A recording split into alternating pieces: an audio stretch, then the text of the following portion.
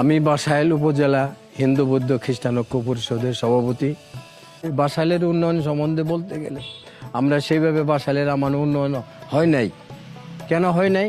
যে আমরা কোনো সময় বাসাইলের এমপি আমরা বানাইতে পারি নাই বা আনতে পারি নাই। বাসাইলে আমাদের লোল্যান্ড আমাদের, এই জন্য আমাদের উন্নয়ন কম হয়েছে। আর তারপরেও আমরা এমপি যেহেতু আনতে পারি নাই, যদি অনুদান আসতো 10 কোটি, আমরা 1 কোটিও পাইতাম না। এইভাবে আমাদের বাসাইল উন্নয়ন কম হয়েছে। আমাদের এখনও অনেক কিছুর দরকার। বাসাইল যেমন আমাদের একটা রাস্তা নাই, বড় একটা রাস্তা, ভাঙ্গা রাস্তা, এই রাস্তায় বড় একটা ব্রিজ নাই। এখানে আপনার বাজারের যে অবস্থা, আমাদের বাজারে একটু উন্নয়ন চাই। আমাদের আরও জায়গার দরকার বাজারে। এখনও অনেক দোকানদার তারা দোকান করতে পারে না, খুব বিপদ আছে। বাসাইলের হাসপাতালের অবস্থা আমাদের ভালো না। এখানে ভালো ডাক্তার নাই, এখানে রুগীর সেই চিকিৎসা হয় না।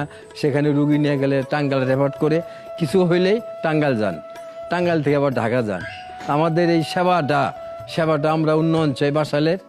বাসাইলের মানুষ তারা যেন টাঙ্গাইল দৌড় পাড়তে না হয়, ঢাকা যাইতে না হয়, এই ধরনের আমরা একটা বাসাইল ভালো একটা হাসপাতাল চাই। আমরা উপজেলায় আছি, আমরা পৌরসভার ভিতরে আছি।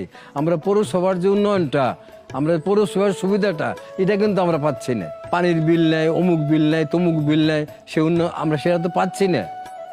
আমরা ভালো একটা প্রার্থী চাই, যে প্রার্থী আমাদের এই যে আমি যে কথাগুলো বললাম, আমাদের অভাবের জন্য আমাদের আহমেদ আজম সাহেবই সবচেয়ে ভালো হইলে, আমাদের কাছের লোক, আমাদের প্রিয় মানুষ, সে আসলে আমাদের বাসাইলের উন্নয়ন হবে।